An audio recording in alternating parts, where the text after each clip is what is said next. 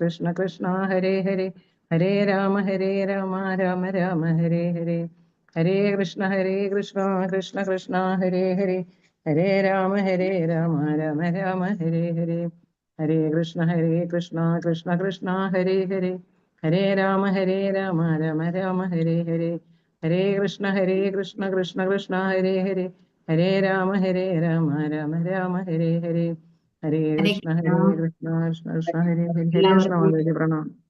നമസ്കാരം. ശ്രീ ശ്രീരാധാ ഗോവിന്ദൻ ടെമ്പിളിന്റെ കീഴിലുള്ള ഭാഗവത പഠനത്തിലേക്ക് എല്ലാവർക്കും സ്വാഗതം. ജ്ഞാനതിമിരാന്തസ്യ ജ്ഞാനാഞ്ജനശലാകയാ ചക്ഷുരുന്മീലിതം യേന തസ്മൈ ശ്രീ ഗുരവേ നമഃ. ശ്രീ ചൈതന്യ മനോഭീഷ്ടം സ്ഥാപിതം മേന ഭൂതലേ സ്വയം രൂപഗതാ മഹ്യം ദദാന്തി സ്വപദാന്തികം വന്ദേഹം ശ്രീ ഗുരു ശ്രീയുധ പദകമലം ശ്രീ ഗുരും വൈഷ്ണവാം ച ശ്രീരൂപം സാഗ്രജാതം സഗണരഘുനാഥാന്വിതം താം സജീവം സാദ്വൈതം സാവധൂതം പരിജനസഹിതം ശ്രീകൃഷ്ണ ചൈതന്യദേവം ശ്രീരാധാ കൃഷ്ണപാദാൻ സഗണലളിത ശ്രീ വിശാഖാന്വിതം ഹേ കൃഷ്ണ കരുണാ സിന്ധോ ദീനബന്ധോ ജഗത്പദേ ഗോപേശ ഗോപികാ കാന്ത രാധാ കാന്ത നമോസ്തുതേ തപ്തകാഞ്ചന ഗൗരാംഗീ രാധേ വൃന്ദാവനേശ്വരി വൃഷഭാനുസുതേ ദേവി പ്രണമാമി ഹരിപ്രിയേ വാഞ്ചാകൽപതരൂഭ്യശ്ച കൃപാ സിന്ധുഭ്യേവ ച പതിതാനാം പാവനേഭ്യോ വൈഷ്ണവേഭ്യോ നമോ നമഃ. നമോ വിഷ്ണുപാദായ കൃഷ്ണപ്രേഷ്ഠായ ഭൂതലേ ശ്രീമദേ ഭക്തിവേദാന്ത സ്വാമി ഇതി നാമിനേ. നമസ്തേ സാരസ്വതേ ദേവേ ഗൗരവാണി പ്രചാരിണി നിർവിശേഷ ശൂന്യവാദി പാശ്ചാത്യദേശധാരിണി. നമോ വിഷ്ണുപാദായ കൃഷ്ണപ്രേഷ്ഠായ ഭൂതലേ ശ്രീമദേ ജയപതാക സ്വാമി ഇതി നാമിനേ. നമാചാര്യപാദായ നിതായ കൃപപ്രദായിനി ഗൗരകഥാദാമതായ നഗരഗ്രാമതാരിണി. നാരായണം നമസ്കൃഭ്യാം നരം ചൈവ നരോത്തമം ദേവീം സരസ്വതീം വ്യാസം തതോ ജയമുദീരയത്. നഷ്ടപ്രായേഷു അഭദ്രേഷു നിത്യം ഭാഗവത സേവയാ ഭഗവതീർ ഉത്തമ ശ്ലോകേ ഭക്തിർഭവതി നൈഷ്ഠികി. ജയ ശ്രീകൃഷ്ണ ചൈതന്യ പ്രഭോ നിത്യാനന്ദ ശ്രീ അദ്വൈത ഗദാധര ശ്രീവാസാദി ഗൗരഭക്തവൃന്ദ. ഹരേ കൃഷ്ണ കൃഷ്ണ കൃഷ്ണ ഹരേ ഹരേ ഹരേ രാമ രാമ രാമ ഹരേ ഹരേ. കൃഷ്ണ പ്രണാം. ഹരേ കൃഷ്ണ. അപ്പൊ നമ്മൾ എവിടെ വരയ്ക്കാണ് പറഞ്ഞിരുന്നത്? നമ്മൾ ഓരോ നാമ അപരാധങ്ങളെ കുറിച്ചിട്ടാണ് പറഞ്ഞുകൊണ്ടിരുന്നിരുന്നത് അല്ലെ അന്ന്. അപ്പൊ നമ്മള് എത്രാമത്തെ വരയ്ക്ക് വന്നത്? 7-മത്തെയോ? ഹരേ കൃഷ്ണ. ഇതുവരെയ്ക്ക് നമ്മൾ എടുത്തതല്ലേ? അതായത് മുൻഗാമികളായ മറ്റു ആചാര്യന്മാരാൽ സ്ഥിരീകരിച്ചിട്ടുള്ള സത്യമാണ്. ആകയാൽ മറ്റു തെളിവിന്റെ ഒന്നും ആവശ്യമില്ല. വിവിധ വിഭാഗങ്ങളിൽ പുരോഗമനോന്മുഖരായ വിദ്യാർത്ഥികളുടെ മാതൃകാപരമായ അഭിവൃദ്ധിക്ക് മാത്രമല്ല. ഏതാണ്? ഒരു മിനിറ്റ് കേട്ടോ. ഹരേ കൃഷ്ണ. നമ്മൾ ദിവ്യനാമങ്ങളെ കുറിച്ചിട്ടല്ലേ പറഞ്ഞിരുന്നത്? 6-മത്തെ അപരാധം നമ്മൾ പറഞ്ഞിരുന്നില്ലേ? ദിവ്യനാമത്തെ സ്വന്തം ഇഷ്ടപ്രകാരം 6-മത്തെ അപരാധം. ഇനി ഭഗവാനോ അദ്ദേഹത്തിന്റെ ദിവ്യനാമമോ സാങ്കല്പികമല്ല, ആരാധകരുടെ സങ്കല്പമാണ് ഭഗവാനെന്നും അതിനാൽ ദിവ്യനാമവും സങ്കല്പമാണെന്നും അല്പജ്ഞാനികളായവർ ചിന്തിക്കുന്നു. ഇവണ്ണം നാമജപം നടത്തുന്നവർക്ക് ദിവ്യനാമജപത്തിൽ നിന്നും ഉദ്ദിഷ്ട വിജയം കൈവരിക്കുവാൻ സാധ്യമല്ല എന്നുള്ളതാണ് പറഞ്ഞത്. കാരണം എന്താണെന്നുണ്ടെങ്കിൽ എന്താണ്? ആരാധകരുടെ സങ്കല്പമാണ്. ഭഗവാൻ എന്ന് പറഞ്ഞൊരു സങ്കല്പമല്ല, യാഥാർത്ഥ്യമാണ്. ഓക്കെ. അതുപോലെ തന്നെ ഭഗവാനും ഭഗവാന്റെ നാമവും തമ്മിൽ വ്യത്യാസമില്ല. അതുകൊണ്ട് തന്നെ ഈ നാമം സങ്കല്പികമാണ്. ആരൊക്കെയോ പറഞ്ഞിട്ടുണ്ട് നമ്മൾ എന്തൊക്കെയോ ചെയ്യുന്നു എന്നുള്ള ഭാവത്തിലല്ല. തീർച്ചയായിട്ടും ഭഗവാൻ എന്നുള്ളത് യാഥാർത്ഥ്യമാണ്. ഭഗവാനും ഭഗവാന്റെ നാമവും ഒന്ന് തന്നെയാണ് എന്നുള്ള വിശ്വാസത്തോട് കൂടിയിട്ട് വേണം നാമം ജപിക്കാനായിട്ട്. അല്ലാന്നുണ്ടെങ്കിൽ ആ നാമജപം എന്താണ്? നമ്മൾ വെറുതെ കുറെ വർത്താനങ്ങൾ പറയുന്നുണ്ടല്ലോ മറ്റുള്ളവരോട്, അവരെ പറ്റി ഇവരെയൊക്കെ പറയുന്ന വാക്കുകൾ പോലെയാണ്.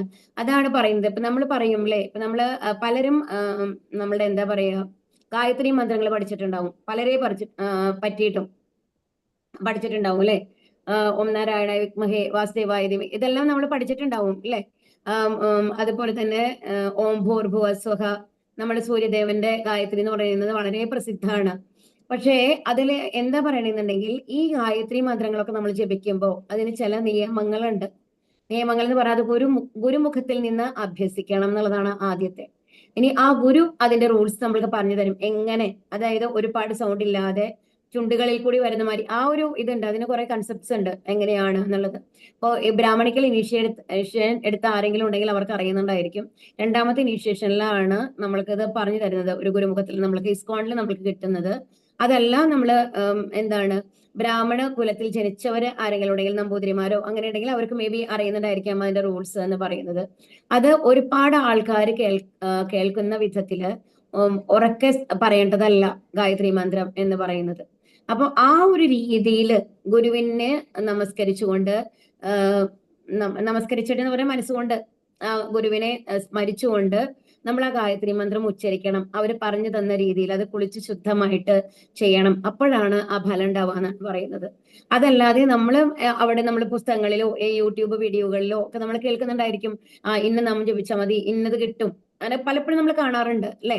അപ്പൊ അങ്ങനെ ഗായത്രി മന്ത്രം ജപിച്ചു കഴിഞ്ഞിട്ട് ഒരു ഉപകാരവും ഇല്ല എന്നുള്ളതാണ്. അപ്പൊ നമ്മൾ സാധാരണ ഒരു വാക്ക്, ഇപ്പൊ നമ്മൾ എന്ന് പറയുന്ന വാക്ക് എന്ന് പറയുന്നത് ഒരു സാധാരണ വാക്കാണ് അല്ലെ. അപ്പൊ ആ നമ്മൾ എന്നുള്ള വാക്ക് ഉപയോഗിക്കുന്നത് പോലെ തന്നെയാണ് ആ മന്ത്രത്തിന് ഫലം ഉണ്ടാവുള്ളൂ. അതിന് ഒരു ഗുണവും നമ്മൾക്ക് കിട്ടില്ല എന്നുള്ളതാണ് പറയുന്നത്. ശരിക്കും പറഞ്ഞാല് അതാണ് ഇവിടെ പറയുന്നത്. അതായത് നാമം ജപിക്കുമ്പോൾ ആ ഭാവം ഉള്ളിൽ കൊണ്ടുവരണം. ഭഗവാന് വേണ്ടിയിട്ട് ജപിക്കുന്നു, അതാണ് ഭക്തിയോടും ശുദ്ധിയോടും കൂടി ജപിക്കുക എന്നുള്ളത് പറയുന്നത്. ആരാധനയോട് കൂടിയിട്ട് വേണം ഒരു ഭഗവാന്റെ മന്ത്രം ഏതായാലും നാരായണ എന്നുള്ളതായാലും, ഓം നമോ ഭഗവതി വാസുദേവ എന്നുള്ളതാണെങ്കിലും, ഓം നമോ നാരായണായ എന്നുള്ളതാണെന്നുണ്ടെങ്കിലും, ഓം കേശവായ നമഃ എന്ന് നമ്മൾ ഉച്ചരിക്കുകയാണെന്നുണ്ടെങ്കിലും, ഏത് നാമാണെങ്കിലും ഹരേ കൃഷ്ണ കൃഷ്ണ കൃഷ്ണ ഹരേ ഹരേ, ഹരേ രാമ രാമ രാമ ഹരേ ഹരേ എന്നുള്ള മന്ത്രം ഉച്ചരിക്കുകയാണെന്നുണ്ടെങ്കിലും അതിന് പൂർണ്ണ ഫലം കിട്ടണമെങ്കിൽ എന്ത് വേണം? ആ ഭഗവാനോടുള്ള ഭക്തിയോടും ആദരവോടും കൂടിയിട്ട് വേണം നമ്മളത് ജപിക്കണമെന്നുണ്ടെങ്കിൽ. അല്ലാന്നുണ്ടെങ്കിൽ എന്തുണ്ടാവും? അതിന്റെ വിജയം കൈവരിക്കുക സാധ്യമല്ല എന്നുള്ളതാണ് ഇവിടെ പറയുന്നത്. ദിവ്യനാമത്തിന്റെ ബലത്തിൽ മനഃപൂർവ്വം പാപകർമ്മങ്ങളിൽ ഏർപ്പെടുന്നത് 7ാമത്തെ അപരാധം. ഇത് ഓൾറെഡി നമ്മൾ പറഞ്ഞതാണ് അല്ലെ. ഭഗവാന്റെ ദിവ്യനാമ ജപത്തിലൂടെ എല്ലാ പാപഫലങ്ങളിൽ നിന്നും സ്വതന്ത്രമാകാൻ കഴിയുമെന്ന് ധർമ്മശാസ്ത്രങ്ങളിൽ അനുശാസിച്ചിരിക്കുന്നു. ഈ അതീന്ദ്രിയ മാർഗത്തെ മുതലെടുത്തുകൊണ്ട് പാപഫലങ്ങൾ ഇല്ലാതാക്കി തീർക്കാം എന്ന ധാരണയിൽ പാപകർമ്മങ്ങൾ തുടർന്നുകൊണ്ടേയിരിക്കുന്നവർ ഭഗവാന്റെ പരിശുദ്ധ നാമത്തിന്റെ തൃപ്പാദത്തിങ്കൽ ഏറ്റവും വലിയ അപരാധികളാണ്. കാരണം അറിഞ്ഞുകൊണ്ട് തെറ്റ് ചെയ്യുക. നമ്മൾ പറഞ്ഞു അല്ലെ, ഒരു ആന കുളത്തിൽ ഇറങ്ങിയിട്ട് കുളിച്ചിട്ട് മേലെ വന്ന് പൊടി മുഴുവൻ മേലെ ആക്കുന്ന പോലെ തന്നെയാണ് ഇത് എന്നുള്ളതാണ്. അപ്പൊ അതുകൊണ്ട് ഗുണമില്ല എന്നുള്ളതാണ്. യാതൊരുവിധ പവിത്രീകരണ മാർഗങ്ങളിൽ കൂടിയും അത്തരം അപരാധികൾ ശുദ്ധീകരിക്കപ്പെടുന്നില്ല. ഭഗവാന്റെ ദിവ്യനാമം ജപിക്കുന്നതിന് മുമ്പ് ഒരു വൻ പാപിയായിരിക്കാം. എന്നാൽ ഭഗവാന്റെ പരിശുദ്ധ നാമത്തിൽ അഭയം പ്രാപിച്ച് പാപഫലങ്ങളുടെ ബാധ്യതയിൽ നിന്ന് ഒഴിവാക്കപ്പെട്ടതിന് ശേഷം അവന്റെ ഭഗവത് നാമജപം അവന് എല്ലാവിധ സംരക്ഷണവും നൽകും എന്ന ധാരണയിൽ ഒരുവൻ എല്ലാ പാപപ്രവൃത്തികളിൽ നിന്നും കർശനമായും സ്വയം ഒഴിഞ്ഞു മാറേണ്ടിയിരിക്കുന്നു. അതാണ് ഇപ്പൊ നമ്മൾ നാമം ജപിക്കുമ്പോൾ നമ്മുടെ പാപങ്ങളൊക്കെ അത് തീരുന്നുണ്ട്. പക്ഷെ നമ്മൾ വീണ്ടും അതേ പാപങ്ങൾ ചെയ്യുമ്പോൾ അല്ലെ, അപ്പം അതുകൊണ്ടുണ്ടാവും. അപ്പൊ വീണ്ടും നമ്മൾ തന്നെ റിപ്പീറ്റ് ചെയ്യാണ്. അല്ല, ഇനി നാമം ജപിച്ചു കഴിഞ്ഞാൽ എനിക്ക് പിന്നെ പാപങ്ങളൊന്നും ഉണ്ടാവില്ലല്ലോ, അപ്പൊ എന്ത് വേണമെങ്കിൽ ചെയ്യാം എന്നുള്ള മനോഭാവമല്ല നമ്മൾക്ക് വേണ്ടത്. എന്ത് മനോഭാവമാണ് നമ്മൾക്ക് വേണ്ടത്? ഈ നാമം ചൊല്ലി ഭഗവാൻ നമ്മുടെ പാപങ്ങളൊക്കെ എടുക്കുന്നുണ്ടെന്നുണ്ടെങ്കിൽ ഇനി പാപം നമ്മൾ ചെയ്യാണ്ട് നോക്കണം അല്ലെ. അത് നമ്മളുടെ ഉത്തരവാദിത്വമാണ്, ഭഗവാന്റെ ഉത്തരവാദിത്വം അല്ല. അതാണ് ഇവിടെ പറയുന്നത്. ഭഗവത് നാമവും ജപപ്രക്രിയയും ഭൗതികമായ ഏതെങ്കിലും മംഗളകർമ്മങ്ങൾക്ക് തുല്യമാണെന്ന് കരുതുന്നതാണ് 8ാമത്തെ അപരാധം. 8ാമത്തെ അപരാധം എന്താണ്? ഭഗവാന്റെ നാമം ജപപ്രക്രിയയും എന്താണ്? നമ്മളുടെ ഏതെങ്കിലും സാധാരണ നമ്മൾ വിളക്ക് കൊളുത്തുന്നു വെച്ചോളും, അല്ലാന്നുണ്ടെങ്കിൽ ഒരു പൂജ ചെയ്യുന്നു, അതിന്റെ മാതിരി അല്ല ഇതെന്ന് പറയുമ്പോ നമ്മൾക്ക് അത് നല്ലതാണെന്നുണ്ടെങ്കിൽ കൂടി നമ്മുടെ പാപങ്ങളെ നീക്കും എന്നുള്ളത് ഒരിക്കലും എവിടെയും പറഞ്ഞിട്ടില്ല അല്ലെ. എപ്പോഴും നമ്മളോട് എന്താ പറയുന്നത്? നാമം ജപിക്കണം, നാമം ജപിക്കുമ്പോഴാണ് നമ്മുടെ ഉള്ളിലത്തെ മാലിന്യങ്ങൾ പോകുന്നത് എന്നാണ് പറയുന്നത്. അപ്പൊ ഒരു ഭൗതികമായിട്ടുള്ള ഏതെങ്കിലും മംഗളകർമ്മത്തിന് ഇപ്പൊ ഒരു മംഗളകർമ്മം എന്നുള്ളത് നമ്മൾക്ക് വേണമെന്നുണ്ടെങ്കിൽ ഇങ്ങനെ എടുക്കാം. നമ്മളൊരു ഓർഫനേജിലെ കുറച്ച് ആൾക്കാർക്ക് കുറച്ച് പൈസ കൊടുത്ത് സഹായിക്കുന്നു, അത് മംഗളകരമായിട്ട് കർമ്മമാണ്. നമ്മൾ ഒരു 10 50 പേർക്ക് വന്നു കഴിഞ്ഞിട്ട് അന്നദാനം കൊടുക്കുന്നു, ഇത് മംഗളകരമായ കർമ്മമാണ് അല്ലെ. അപ്പൊ നല്ലതാണ്, പുണ്യം നമ്മൾക്ക് ചേർക്കാനായിട്ട് സാധിക്കും. ഇതുകൊണ്ടൊക്കെ എന്താ സാധിക്കുന്നത്? നമ്മളതൊരു പുണ്യപ്രവൃത്തി ആയതുകൊണ്ട് പുണ്യം നമ്മൾക്ക് ചേർക്കാനായിട്ട് സാധിക്കും. അതായത് നമ്മൾക്ക് ഇനി അടുത്തൊരു ജന്മം കിട്ടുകയാണെങ്കിൽ കുറച്ച് സുഖമായിട്ട് നമ്മൾക്ക് ജീവിക്കാം, ഇതിന്റെ ഫലം നമ്മൾക്ക് ലഭിക്കുന്നത് കാരണം എന്നുള്ളത് മാത്രമാണ് അവിടെ സംഭവിക്കുന്നത്. എന്നാൽ നമ്മൾ ചെയ്ത പാപങ്ങളുടെ ഫലം നീക്കാനായിട്ട് ഇതിന് സാധിക്കില്ല. അതാണ് നമ്മൾ മനസ്സിലാക്കേണ്ടത്. ബാക്കി ചെയ്യുന്ന നമ്മളുടെ പുണ്യപ്രവൃത്തികള് പുണ്യം നമ്മൾക്ക് തരാനായിട്ട് സാധിക്കും എന്നുള്ളതല്ലാണ്ട് പാപത്തിനെ നീക്കം ചെയ്യാനായിട്ട് സഹായിക്കുന്നില്ല. കാരണം പാപവും അതായത് ഒരു പാപം ചെയ്താൽ ഒരു പുണ്യം ചെയ്തു കഴിഞ്ഞാൽ അതിനെ ക്യാൻസൽ ആക്കും എന്നുള്ള ധാരണ തെറ്റാണ്. പാപം പുണ്യം നമ്മൾ ഒരിക്കലും ക്യാൻസൽ ആവുന്നില്ല. നമ്മൾ പാപങ്ങൾ ചെയ്തിട്ടുണ്ടെന്നുണ്ടെങ്കിൽ പാപങ്ങൾ അനുഭവിക്കണം, പുണ്യങ്ങൾ ചെയ്താലും അതിന് നല്ല ഫലങ്ങൾ നമുക്ക് അനുഭവിക്കാം എന്നുള്ളത് മാത്രമേ ഉള്ളൂ. അപ്പൊ അതുകൊണ്ട് തന്നെ നമ്മൾ എന്ത് ചെയ്യണം? പാപങ്ങളെ നീക്കാനുള്ള ശ്രമമാണ് ഈ നാമജപത്തിലൂടെ നടക്കുന്നത് അല്ലെ. അപ്പൊ ആ നാമജപത്തിന് തുല്യമായിട്ട് വേറെ ഒന്നുമില്ല എന്നുള്ളത് മനസ്സിലാക്കണം. എങ്കിലും അദ്ദേഹത്തിന്റെ അത്തരം പരിശുദ്ധ നാമജപം പരിശുദ്ധ സേവനം തന്നെയാണ്. എങ്കിലും അദ്ദേഹത്തെ അത്തരം ഉദ്ദേശങ്ങൾക്കായി ഒരിക്കലും ഉപയോഗിച്ചുകൂടാ. ഭഗവാനും ഭഗവത് നാമവും ഏകവും അഭേദവുമാകയാൽ ഭഗവാന്റെ ദിവ്യനാമത്തെ മാനവരാശിയുടെ സേവനത്തിൽ ഉൾപ്പെടുത്താൻ ഒരുവൻ യത്നിക്കരുത്. പരമപുരുഷനായ ഭഗവാൻ തന്നെയാണ് പരമ ആസ്വാദകൻ എന്ന ആശയത്തെ ഇവിടെ വിവക്ഷിച്ചിരിക്കുന്നു. ഭഗവാൻ ആരുടെയും ആജ്ഞാനുവർത്തിയല്ല. അതുപോലെ ഭഗവാന്റെ ദിവ്യനാമം ഭഗവാന് തുല്യമാകയാൽ സ്വകീയ സേവനത്തിനായി ദിവ്യനാമത്തെ ഉപയോഗിക്കാൻ ഒരിക്കലും ആരും മുതിരരുത്. അതുപോലെ തന്നെ ഇവിടെ പ്രത്യേകം നമ്മളോട് പറയുന്ന ഒരു കാര്യം എന്താണെന്നുണ്ടെങ്കിൽ നാമം ജപിക്കുക. അപ്പൊ അതായത് നമ്മൾക്ക് ഭൗതികമായിട്ടുള്ള കാര്യങ്ങൾ, എനിക്കൊരു ജോലി കിട്ടണം, അല്ലെങ്കിൽ എനിക്ക് പരീക്ഷയിൽ ഫുൾ മാർക്ക് കിട്ടണം, അങ്ങനത്തെ കാര്യങ്ങൾക്കൊന്നും നാമജപം ഉപയോഗിക്കരുത് എന്നാണ് പറയുന്നത്. നാമജപം ഇതിനു വേണ്ടിയാണ് ഉപയോഗിക്കേണ്ടത്. നമ്മളുടെ മനുഷ്യ ജീവിതത്തിന്റെ ലക്ഷ്യം എന്ന് പറയുന്നത് ഇവിടെ നിന്ന് നമ്മൾ രക്ഷപ്പെട്ട് അടുത്ത ആത്മീയധാമത്തിലേക്ക് പോകണം, ഭഗവാന്റെ കാലടികളിൽ എത്തണം എന്നുള്ള ഉദ്ദേശമാണ് അല്ലെ. അതിനു വേണ്ടിയായിരിക്കണം നമ്മൾ അതിനെ ഉപയോഗിക്കേണ്ടത്. ഭൗതിക കാര്യങ്ങൾക്ക് വേണ്ടി അത് ഉപയോഗിക്കരുത്.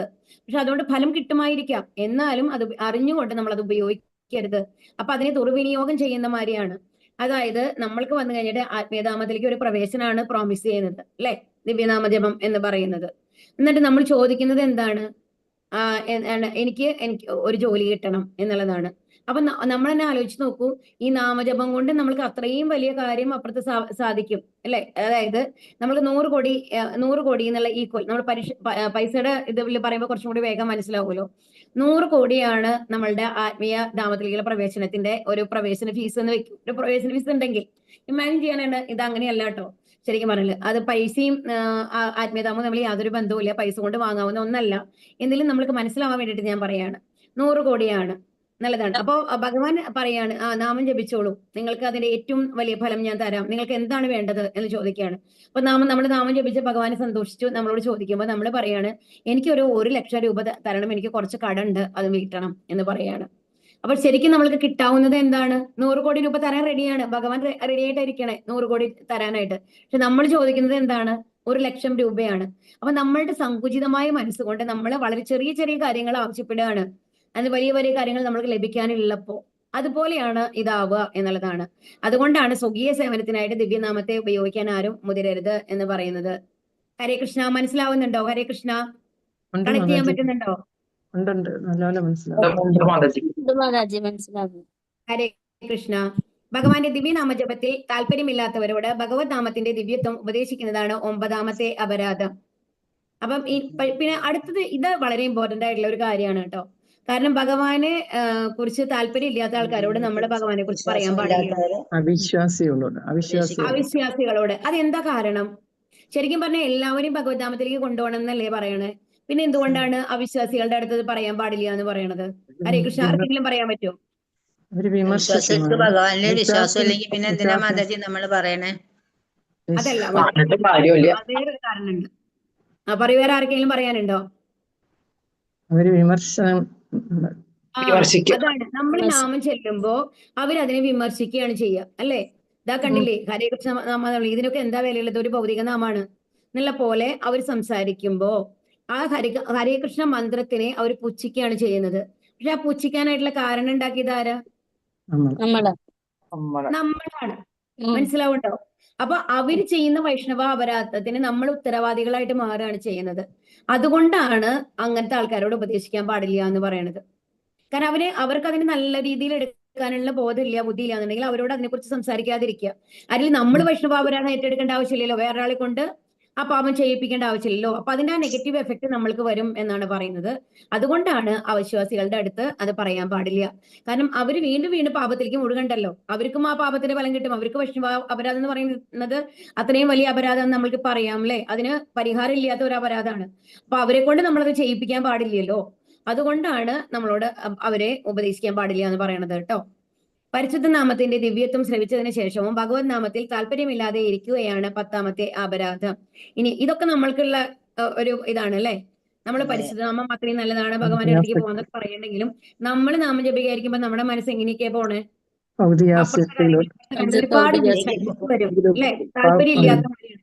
അയ്യോ, എങ്ങനെയെങ്കിലും 16 റൗണ്ട് അവസാനിപ്പിക്കണമേ എന്ന് പറഞ്ഞിരിക്കുന്ന ആൾക്കാരാണ് അല്ലെ നമ്മള്. അതാണ് ഈ 10ാമത്തെ അപരാധം എന്ന് പറയുന്നത്.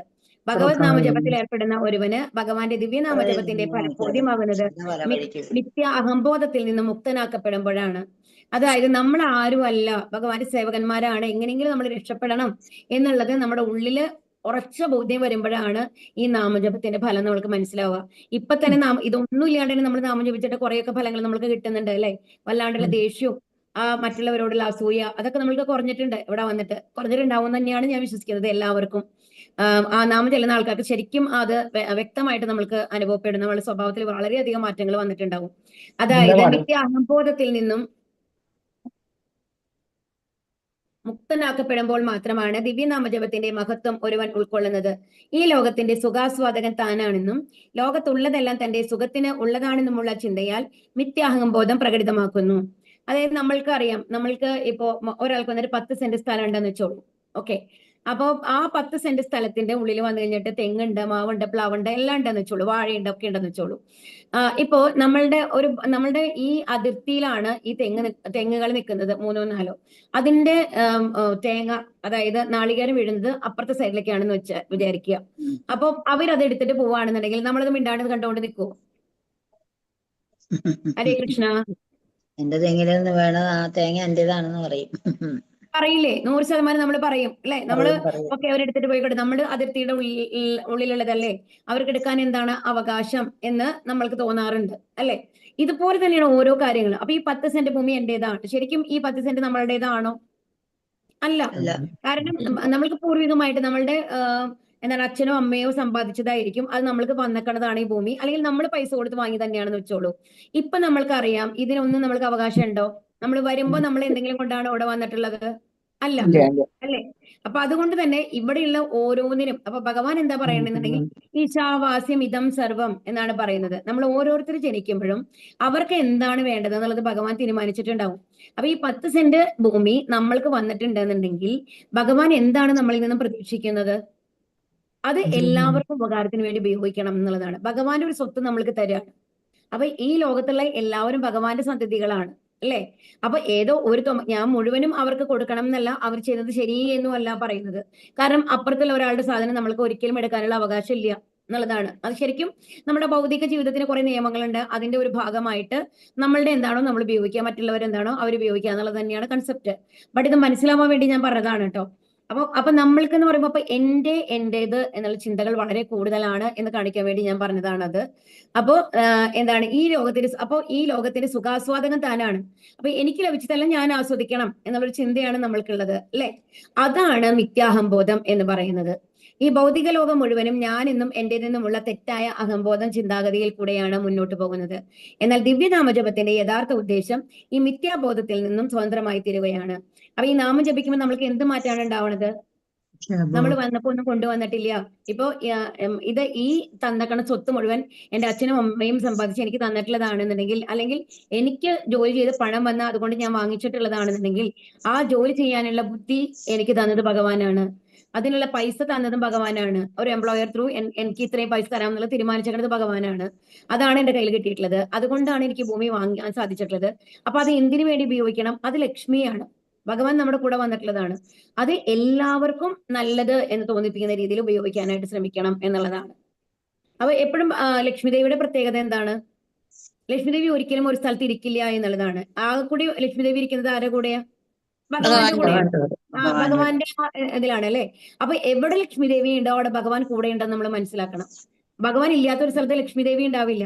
അപ്പൊ നമ്മുടെ കയ്യിൽ പണം ഉണ്ടെന്നുണ്ടെങ്കിൽ അതോടൊപ്പം നമ്മുടെ കൂടെ ആരാ ഉള്ളത്? ഭഗവാൻ ഉണ്ട് കൂടെ അല്ലെ? അപ്പൊ ആ ഭഗവാന്റെ ഇഷ്ടത്തിന് വേണ്ടി വേണം അത് ചെലവാക്കാൻ എന്നുള്ള ഒരു ബോധം നമ്മുടെ ഉള്ളിൽ ഉണ്ടാവണം എന്നുള്ളതാണ് ഇവിടെ പറയുന്നത്. അപ്പോഴാണ് മിഥ്യാബോധത്തിൽ നിന്ന് നമ്മൾ സ്വതന്ത്രമായി തീരുന്നത്.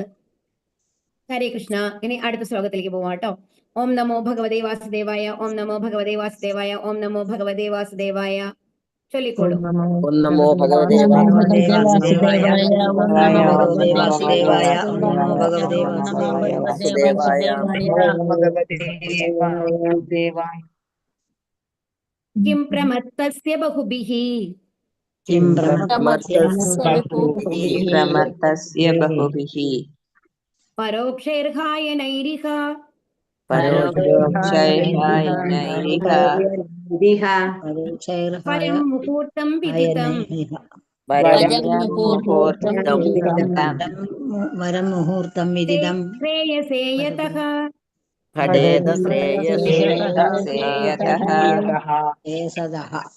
ഹരേ കൃഷ്ണ. കിം എന്താകുന്നു? പ്രമത്തസ്യ പരിഭ്രാന്തരായവരുടെ, ബഹുഭിഃ അനേകം, പരോക്ഷൈ അനുഭവജ്ഞാനം ലഭിച്ചിട്ടില്ലാത്ത, ഹാനൈഹി വർഷങ്ങൾ ഇഹ ഈ ലോകത്തിൽ വരം ശ്രേഷ്ഠം മുഹൂർത്തം മുഹൂർത്തം വിദിതം ബോധം ഘടത്തെ ഒരുവനെ ശ്രമിക്കാൻ കഴിയും ശ്രേയസേ പരമ താല്പര്യത്തെ സംബന്ധിക്കുന്ന കാര്യത്തിൽ യഥക അതിനെ സംബന്ധിച്ച് വിവർത്തനം ശ്രീല പ്രഭുപാദിക്ക് ജയ്.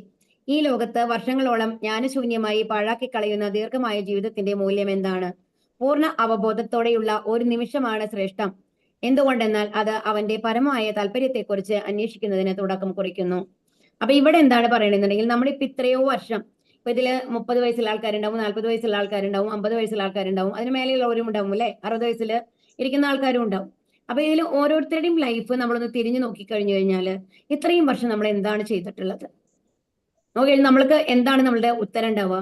നമ്മൾ ഭക്ഷണം കഴിച്ചു, ഉറങ്ങി, നമ്മൾ കുറച്ച് ഭൗതിക കാര്യങ്ങൾ എൻജോയ് ചെയ്തു, നമുക്ക് മക്കളുണ്ടായി, അവരുടെ കൂടെ കുറച്ച് ജീവിതം ആസ്വദിച്ചു, ഭർത്താവിന്റെ കൂടെ ജീവിതം ആസ്വദിച്ചു, അമ്മയുടെ അച്ഛന്റെയും കൂടെ ജീവിതം ആസ്വദിച്ചു. അതോടൊപ്പം നമ്മൾ ഒരുപാട് ദുഃഖങ്ങൾ, അവർക്ക് രോഗങ്ങൾ ഉണ്ടായി, ആ സമയത്ത് നമ്മൾ കഷ്ടപ്പെട്ടു, അല്ലെങ്കിൽ നമ്മൾക്ക് രോഗങ്ങൾ ഉണ്ടായി, അല്ലെങ്കിൽ അങ്ങനെ കുറെ കാര്യങ്ങൾ ഉണ്ടാവും നമ്മൾ ബാക്കിലേക്ക് തിരിഞ്ഞു നോക്കി കഴിഞ്ഞു കഴിഞ്ഞാല്. പക്ഷെ വർത്തായിട്ട് ഭഗവാന്റെ അടുത്തേക്ക് പോകാനായിട്ട് നമ്മൾ എന്തെങ്കിലും ചെയ്തിട്ടുണ്ടോ എന്ന് ചോദിച്ചു കഴിഞ്ഞാല് ഉത്തരം അധികം പേരുടെ, കുറച്ചു പേരെങ്കിലും അങ്ങനെ ആദ്യം തൊട്ട് തന്നെ വളരെ ചിട്ടയോടുകൂടി ചെയ്ത ആൾക്കാരുണ്ടാവും. പക്ഷേ നോ ഇല്ല എന്നുള്ളതായിരിക്കും നമ്മുടെ ഉത്തരം അല്ലെ, നമ്മൾ ചെയ്ത കാര്യങ്ങളിൽ. അപ്പൊ ഈ ദീർഘമായ ജീവിതത്തിന്റെ മൂല്യം എന്ന് ചോദിക്കുമ്പോൾ, മൂല്യം എന്ന് പറയുന്നത് വിലയാണ്. അപ്പൊ ഈ ജീവിതം അവസാനിക്കുമ്പോൾ നമ്മൾക്ക് അടുത്ത ജന്മത്തിലേക്ക് പോകുമ്പോൾ നമ്മൾ എന്ത് ജന്മത്തിലേക്കാണ് നമ്മൾ പോകുന്നത്, എന്തൊരു ശരീരമാണ് നമ്മൾക്ക് കിട്ടാൻ പോകുന്നത് എന്നുള്ളതാണ് യഥാർത്ഥത്തിൽ നമ്മുടെ ജീവിതത്തിന്റെ മൂല്യം എന്ന് പറയുന്നത്. ഇപ്പൊ നമ്മൾ IAS എടുത്തു കഴിഞ്ഞിട്ട് ഒരു കളക്ടർ ആയിരുന്നോ, അല്ലെങ്കിൽ ഒരു ഡോക്ടർ, ഞാൻ ഒരു നല്ല ഡോക്ടർ ആണെന്നുള്ളതാണോ, അല്ലെങ്കിൽ ഒരു നല്ല എഞ്ചിനീയർ ആണെന്നുള്ളതാണോ, അല്ലെങ്കിൽ ഒരു നല്ല ടീച്ചറാണ് എന്നുള്ളതാണ് ഉള്ളതോ, അല്ലെങ്കിൽ ഒരുപാട് വലിയൊരു ഫാമിലിയെ നോക്കുന്ന നല്ലൊരു വീട്ടമ്മയാണ് എന്നുള്ളതൊന്നും ഇതിന് യോഗ്യതയല്ല എന്ന് മനസ്സിലാക്കണം. അതൊന്നും നമ്മുടെ ജീവിതത്തിന്റെ മൂല്യമല്ല. യഥാർത്ഥ മൂല്യം എന്താണ്? നമ്മുടെ ശരീരം വെടിഞ്ഞ്, അതായത് ഉപേക്ഷിച്ചിട്ട് നമ്മുടെ ആത്മാവ് പുറത്തേക്ക് പോകുമ്പോൾ ആ ആത്മാവ് അടുത്ത എങ്കടാ പോകാൻ പോകുന്നത്. അതാണ് ജീവിതത്തിന്റെ മൂല്യം എന്ന് പറയുന്നത്. അപ്പൊ പൂർണ്ണ അവബോധത്തോടെയുള്ള ഒരു നിമിഷമാണ് ശ്രേഷ്ഠം എന്നാണ് പറയുന്നത്. കട്ടുങ്ക മഹാരാജാവിന്റെ കഥയുണ്ട് അല്ലെ. കട്ടുങ്ക മഹാരാജാവ് എന്ന് പറയുന്നത് ഒരുപാട് നല്ല ഒരു രാജാവാണ്. അദ്ദേഹത്തിന് അസ്ത്രവിദ്യയൊക്കെ അത്രയും എന്താണ്, അദ്ദേഹത്തെ ആർക്കും തോൽപ്പിക്കാൻ പറ്റില്ല. അപ്പൊ എപ്പോഴും ദേവന്മാർക്ക് യുദ്ധം ചെയ്യാണ്ട്, അസുരന്മാരുടെ ഇടയ്ക്കിടയ്ക്ക് യുദ്ധങ്ങൾ ഉണ്ടാവുമല്ലോ. അപ്പൊ ആ സമയത്തൊക്കെ ദേവന്മാരെ കട്ടുങ്ക മഹാരാജാവിനെ എത്ര വിളിക്കുക യുദ്ധം ചെയ്യാനായിട്ട്. കാരണം കട്ടുങ്ക മഹാരാജാവ് വന്നു കഴിഞ്ഞിട്ട് കളത്തിൽ ഇറങ്ങി കഴിഞ്ഞു കഴിഞ്ഞാൽ ജയം ഉറപ്പാണ്. ഒരു തോൽവി എന്ന് പറയുന്നത് ആ രാജാവിന് ഉണ്ടായിട്ടില്ല. അങ്ങനത്തെ രാജാവാണ്. അപ്പൊ അവസാനം ദേവതന്മാരിൽ നിന്ന് അദ്ദേഹത്തിന് മടുപ്പ് വരികയാണ്. അപ്പൊ എത്ര കാലമായി നമ്മള് ഇങ്ങനെ യുദ്ധം ചെയ്യുന്നു, ഇതിൽ നിന്നൊരു മോചനം വേണമെന്ന് ആലോചിച്ചു കഴിഞ്ഞിട്ട് ദേവതമാരോട് ചോദിക്കുകയാണ്, എത്ര കാലമാണ് എൻ്റെ ഒരു ലൈഫ് ഉള്ളത് എന്നുള്ളത്. അപ്പൊ പറയും, ഒരു മുഹൂർത്തം മാത്രമാണ് എന്ന്. ഒരു മുഹൂർത്തം എന്ന് പറയുന്നത് ശരിക്കും പറഞ്ഞാൽ 48 മിനിറ്റ് ആണ് കേട്ടോ. ഇത് ഒരു മുഹൂർത്തം എന്നാണ് പറയുന്നത്. ഒരു മുഹൂർത്തം എന്ന് പറയുന്നത് 48 മിനിറ്റ് ആണ്. ഒരു മുഹൂർത്തമുള്ള രാജാവേ അങ്ങയുടെ ജീവിതം എന്ന്. അദ്ദേഹം എന്താ ചെയ്തത്? എല്ലാം ഉപേക്ഷിച്ചു അല്ലെ, വീട്, രാജകൊട്ടാരം എല്ലാം, പരീക്ഷ മഹാരാജാവിനെ പോലെ തന്നെ എല്ലാം ഉപേക്ഷിച്ചിട്ട് ആ 48 മിനിറ്റ് ഭഗവാനെ മാത്രം ധ്യാനിച്ചുകൊണ്ടിരിക്കുകയാണ് ചെയ്യേണ്ടത്. അപ്പൊ എന്താ നമ്മൾക്ക് പറഞ്ഞു തന്നുള്ളത്? ഭഗവത്ഗീതയിൽ എന്താ ശ്ലോകം ആരെങ്കിലും പറയൂ? അന്തകാലേച്ച സ്മരൺ മുക്ത കളേപരം എന്നല്ലേ. അപ്പൊ അവസാനത്തെ 48 മിനിറ്റ് ഭഗവാന്റെ രൂപം മനസ്സിൽ കൊണ്ടുവന്ന് ഭഗവാനെ ധ്യാനിച്ചു കട്ടുങ്ക മഹാരാജാവ്. എന്നിട്ട് എന്താണ്? ഭഗവാന്റെ ധാമത്തിലേക്ക് പോയി എന്നുള്ളതാണ്. അപ്പൊ ആ 48 മിനിറ്റ് മുമ്പ് വരയ്ക്കും ഭൗതികമായ കാര്യങ്ങളിൽ, യുദ്ധത്തില് എല്ലാത്തിലും ഒഴുകിയിരുന്ന ഒരു രാജാവാണ്. പക്ഷെ അവസാനത്തെ 48 മിനിറ്റ് എന്ത് ചെയ്തു? ഭഗവാനെ സ്മരിച്ചു. പക്ഷെ എന്തുകൊണ്ടാണ് കട്ടുങ്ക മഹാരാജാവിന് ആ ഭാഗ്യം ലഭിച്ചിട്ടുണ്ടാവുക? അതുവരെയും ദേവതമാരുടെ സേവനത്തിൽ മുഴുകിയിട്ടാണ് ഉണ്ടായിരുന്നത് അല്ലെ. അദ്ദേഹം ഒരിക്കലും ഒരു ഭൗതിക ആഗ്രഹങ്ങൾക്ക് വേണ്ടി, അദ്ദേഹത്തിന് വേണ്ടിയിട്ടല്ല യുദ്ധം ചെയ്തിരുന്നത്, ദേവതമാർക്ക് വേണ്ടിയിട്ടാണ് യുദ്ധം ചെയ്തിരുന്നത് അല്ലെ. അപ്പം ആ ഒരു സത്വഗുണത്തിലുള്ള ആൾക്കാരുമായിട്ട് സമ്പർക്കവും അശുദ്ധ ഭക്തന്മാരുമായിട്ടുള്ള സമ്പർക്കം കാരണം കൊണ്ടായിരിക്കും ആ കട്ടുങ്ക മഹാരാജാവിന് ആ ഒരു അനുഗ്രഹം ഭഗവാൻ കൊടുത്തത്. പക്ഷെ ആ 48 മിനിറ്റ് മാത്രമാണ് കട്ടുങ്ക മഹാരാജാവ് എന്ത് ചെയ്തിട്ടുള്ളൂ? ഭഗവാനെ ധ്യാനിച്ചിട്ടുള്ളൂ. അതുവരെയും ചിട്ടയായിട്ടിരുന്ന് ഭഗവാനെ ധ്യാനിച്ചിട്ടൊന്നുമില്ല. എന്നിട്ടും ഭഗവാന്റെ ധാമത്തിലേക്ക് കൊണ്ടുപോയി. അപ്പൊ ഇവിടെ എന്താണ് പറയുന്നത്? ഒരുപാട് കാലം നമ്മുടെ ഭൗതികതയിൽ മുഴുകി ജീവിക്കുന്നതിനേക്കാൾ നല്ലതാണ് ഒരു നിമിഷമാണ് നമ്മുടെ ജീവിതം ഉള്ളതെന്നുണ്ടെങ്കിലും അത് ഭഗവാനില് അർപ്പിച്ചുകൊണ്ട് ജീവിക്കുന്നത് എന്നുള്ളതാണ്. അപ്പൊ അതായത് ക്വാണ്ടിറ്റി അല്ല പ്രധാനം, ക്വാളിറ്റിയാണ്, ഗുണമാണ് പ്രധാനം എന്നുള്ളത് പറയുകയാണ്. ഭാവാർത്ഥം: പുരോഗമനോന്മുഖരായ ഓരോ മാന്യ വ്യക്തിയാലും ഭഗവാന്റെ ദിവ്യനാമം ജപിക്കപ്പെടേണ്ടതിന്റെ പ്രാധാന്യത്തെക്കുറിച്ച് ശ്രീ സുഖദേവ ഗോസ്വാമി പരീക്ഷിത് മഹാരാജാവിന് നിർദ്ദേശം നൽകി. 7 ദിവസത്തെ ജീവിതം മാത്രം ബാക്കിയുള്ള പരീക്ഷിത് മഹാരാജാവിന് ധൈര്യം പകരാനായി ജീവിത ക്ലേശങ്ങളെ കുറിച്ചുള്ള ജ്ഞാനമില്ലാതെ 100 വർഷം ജീവിച്ചിരിക്കുന്നതിന് പ്രയോജനമില്ലെന്നും പരമമായ താല്പര്യം പൂർത്തീകരിച്ചുകൊണ്ട് പൂർണ്ണമായ അവബോധത്തോടെയുള്ള ഒരു നിമിഷ നേരത്തെ ജീവിതമാണ് ശ്രേഷ്ഠമെന്നും ശ്രീ ശുകദേവ ഗോസ്വാമി ഉറപ്പായി പറഞ്ഞു. പരമാനന്ദപൂർണവും പൂർണ്ണജ്ഞാനവും ശാശ്വത തത്വവുമാണ് ജീവിതത്തിന്റെ പരമമായ താല്പര്യം. ഭൗതിക ലോകത്തിന്റെ ബാഹ്യഭാവങ്ങളിൽ പരിഭ്രാന്തരായിട്ടുള്ളവർ തിന്നു കുടിച്ച് സന്തോഷിക്കുക എന്ന മൃഗീയ വാസനകളിൽ മാത്രം അധിഷ്ഠിതമായ ജീവിത രീതിയിൽ വ്യാപൃതരായിക്കൊണ്ട് വിലപ്പെട്ട വർഷങ്ങൾ കൊഴിയിക്കുന്നതിലൂടെ തങ്ങളുടെ ജീവിതം പാഴാക്കി കളയുന്നു. ഇപ്പൊ ശരിക്കും നമ്മളുടെ അവസ്ഥ തന്നെയല്ലേ? ഒന്ന് നോക്കി നോക്കൂ.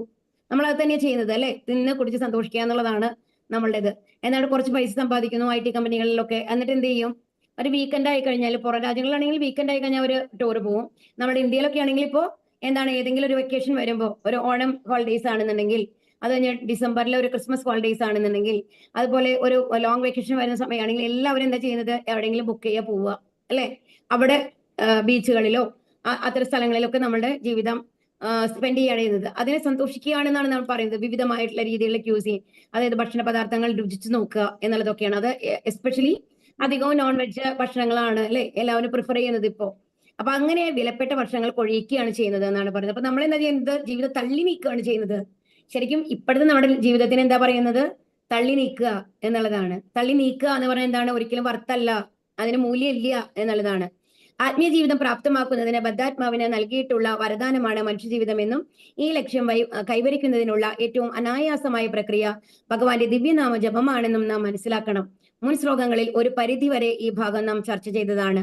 ദിവ്യനാമ തൃപ്പാദങ്ങളിൽ പ്രവർത്തിച്ച വിവിധ അപരാധങ്ങളിൽ നമ്മെ കൂടുതൽ പ്രബുദ്ധമാക്കാൻ അഥവാ കൂടുതൽ വെളിച്ചം പകരാൻ അതിന് കഴിഞ്ഞേക്കാം.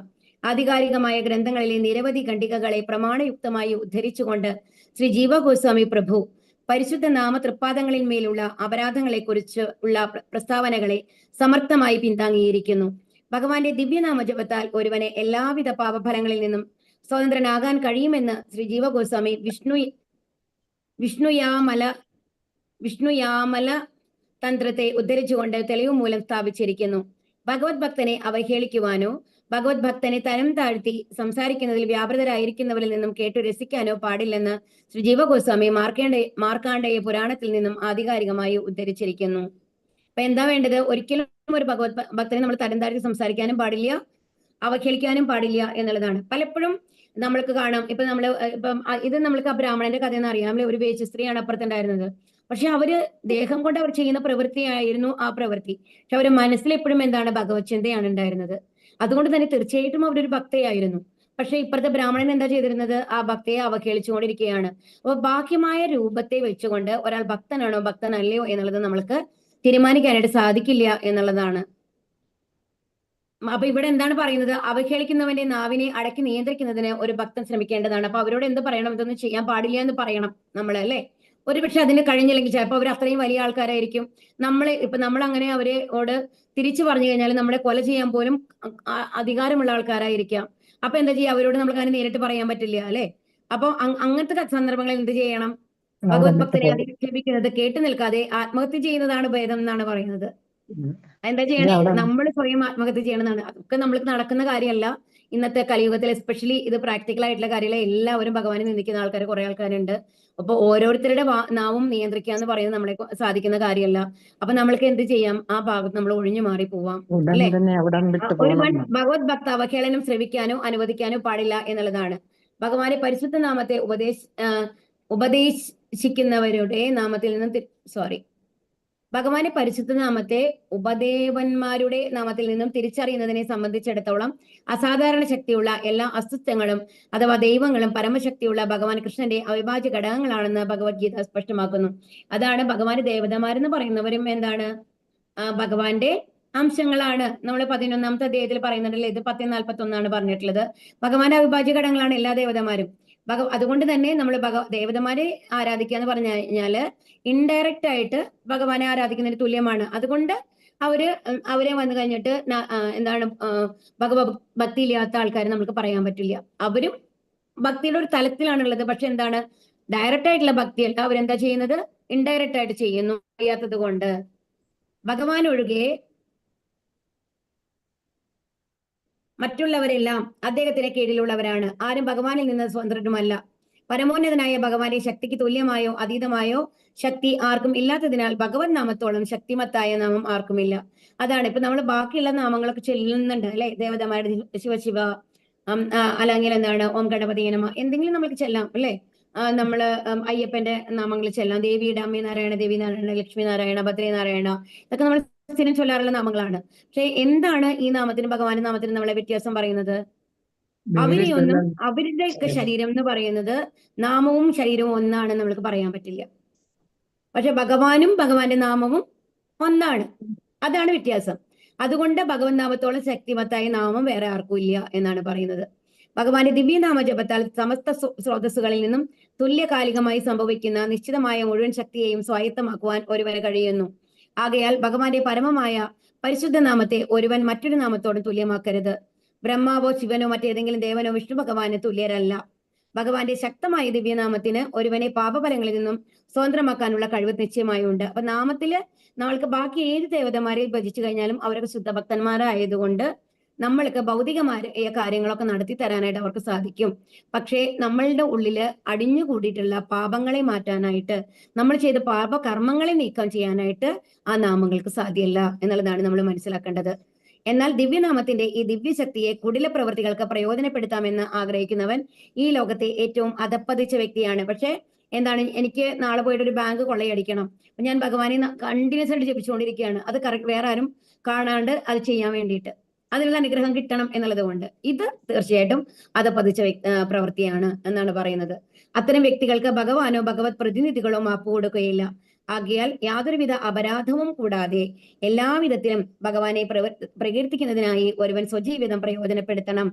അത്തരം ഒരു ജീവിതം നിമിഷ നേരത്തേക്ക് മാത്രമേ ഉള്ളൂ എങ്കിൽ പോലും ആത്മീയ പുരോഗതിയില്ലാതെ ആയിരക്കണക്കിന് വർഷങ്ങൾ ജീവിക്കുന്ന മരങ്ങളുടെയോ മറ്റു ജീവജാലങ്ങളുടെയോ പോലെ അജ്ഞതാപൂർണമായ ജീവിതത്തെക്കാൾ ശ്രേഷ്ഠമാണ്. അപ്പൊ ഇവരെന്താ പറയുന്നത്, നമ്മൾ മരങ്ങളെ പോലെയോ അല്ലെങ്കിൽ മൃഗങ്ങളെയൊക്കെ തുല്യമായ ഒരു ജീവിതമാണ് ഇപ്പൊ ഈ കലിയുഗത്തില് നമ്മൾ ജീവിച്ചുകൊണ്ടിരിക്കുന്നത്. അത് 100 കൊല്ലം ജീവിച്ചിട്ടും കാര്യമില്ല. അതിനേക്കാൾ എന്ത് വേണം, കുറച്ച് ഒരു കൊല്ലമാണെങ്കിലും ശരി, ഒരു നിമിഷമാണെങ്കിലും ശരി, 10 മിനിറ്റ് ആണെങ്കിലും ശരി, ആ ഭഗവത് ധ്യാനത്തിൽ ഇരുന്നുകൊണ്ട് ഭഗവാനെ സ്മരിച്ചുകൊണ്ടുള്ള ഒരു ജീവിതമാണ് നമ്മൾ നയിക്കുന്നത് എന്നുണ്ടെങ്കിൽ അതാണ് കൂടുതൽ ശ്രേഷ്ഠം എന്നുള്ളതാണ്. അപ്പൊ നാമസങ്കീർത്തനത്തിനെ കുറിച്ചുള്ള ആ ഒരു അതിന്റെ സവിശേഷത, അതിന്റെ ശക്തി എന്താണ് എന്നുള്ളതാണ് കഴിഞ്ഞ 2-3 ശ്ലോകങ്ങളായിട്ട് നമ്മൾ പഠിച്ചുകൊണ്ടിരിക്കുന്നത്. അപ്പൊ എന്താണ്, ഹരേർ നാമ ഇവ കേവലം കലൗ നാസ്ത്യേവ നാസ്ത്യേവ നാസ്ത്യേവ ഗതിരന്യത. ഇത് വീണ്ടും വീണ്ടും പറയാണ്. ഈ കലിയുഗത്തില് ഈ ഹരിനാമമല്ലാതെ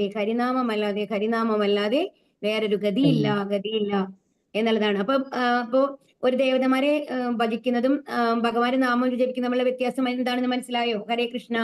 അതല്ലേ മാതാജി മരത്തിന്റെ ചുവട്ടിൽ വെള്ളം ഒഴിക്കുന്നു. ഹരേ കൃഷ്ണ. അപ്പൊ അതുകൊണ്ട് നമ്മൾ എന്ത് ചെയ്യണം? തീർച്ചയായും നമ്മൾ ആരാധിച്ചു പോകുന്ന ആൾക്കാരായിരിക്കും, എല്ലാവർക്കും അതിൽ നിന്ന് വിടാനായിട്ട് സാധിക്കുന്നുണ്ടാവില്ല. അപ്പൊ അതുകൊണ്ട് തന്നെ അത് തെറ്റ് എന്നുള്ളതല്ല. നമ്മുടെ ലക്ഷ്യം എന്താണെങ്കിൽ, നമ്മൾക്ക് ഇവിടെ നിന്ന് രക്ഷപ്പെടണമെന്നുണ്ടെങ്കിൽ എന്ത് വേണം? ഭഗവത് നാമം മാത്രമേ ആശ്രയുള്ളൂ. അതുകൊണ്ട് എന്ത് ചെയ്യുക? അകാമ സർവകാമോ വാ, നമ്മൾക്ക് ഭൗതികമായിട്ടുള്ള ആഗ്രഹങ്ങൾ ഉണ്ടെങ്കിലും ആരെ ആശ്രയിക്കാനായിട്ട് ശ്രമിക്കുക? ഭഗവാനെ ആശ്രയിക്കാനായിട്ട് ശ്രമിക്കുക. അതല്ല, നമ്മൾ കുടുംബ ദേവതകൾ ഉണ്ടാവും, പരദേവതകൾ അങ്ങനെയൊക്കെ പറയാറുണ്ട് അല്ലെ, അങ്ങനത്തെ അമ്പലങ്ങൾക്ക് നമ്മൾ പോവാറുണ്ടാവും. അങ്ങനെ പോവുകയാണെന്നുണ്ടെങ്കിലും എന്ത് വേണം? അവിടെ ചെന്ന് പ്രാർത്ഥിക്കേണ്ടത്, എനിക്ക് ഭഗവാനോടുള്ള ഭക്തി തരൂ, ആ പാതാരവിന്ദങ്ങൾക്ക് എനിക്ക് എന്നെ ചേർക്കാനുള്ള ഒരു വഴി തരൂ എന്ന് പ്രാർത്ഥിക്കുക. ഒരിക്കലും തെറ്റെന്നല്ല പറയുന്നത്, ഏത് അമ്പലത്തിലും നമ്മൾക്ക് പോയി തൊഴാം. കാരണം അവരൊക്കെ ശുദ്ധഭക്തന്മാരാണ്. ആ ഭക്തന്മാരെ ആദരിക്കുന്നത് ഭഗവാന് കൂടുതൽ സന്തോഷം നൽകുകയാണ് ചെയ്യുക. അതുകൊണ്ട് ഏത് അമ്പലത്തിലും ഞാൻ പോവില്ല എന്നുള്ള വാശി പിടിക്കേണ്ട ആവശ്യമില്ല. പക്ഷെ നമ്മൾ ആവശ്യപ്പെടേണ്ടത് എന്താണ്? നമ്മൾക്ക് വേണ്ടത് എന്താണ്? ഈ ഭൗതിക ലോകത്തിൽ നിന്നുള്ള ഒരു മോചനമായതുകൊണ്ട് തീർച്ചയായും ആ ഭഗവത് ഭക്തി തരണം, നാമം ചെല്ലാനുള്ള രുചി തരണം എന്നുള്ളത് ആരോട് പ്രാർത്ഥിക്കണം? ആ ദേവതമാരോടൊക്കെ പ്രാർത്ഥിക്കുക. അപ്പൊ അവരും സന്തോഷിക്കും. കാരണം ഇവർ നല്ല വഴിയിലേക്ക് വരികയാണല്ലോ എന്ന് ഓർത്തിട്ട് ആ ദേവതമാരും സന്തോഷിക്കുക തന്നെയാണ് ചെയ്യുക, സങ്കടപ്പെടുകയല്ല ചെയ്യുക എന്ന് മനസ്സിലാക്കണം. ഭൗതിക കാര്യങ്ങൾ ചോദിക്കുന്നതിനേക്കാൾ ഇത്തരം കാര്യങ്ങൾ ചോദിക്കുമ്പോൾ ആ ദേവതമാർക്കും നമ്മളോട് സന്തോഷമാണ് ഉണ്ടാവുക.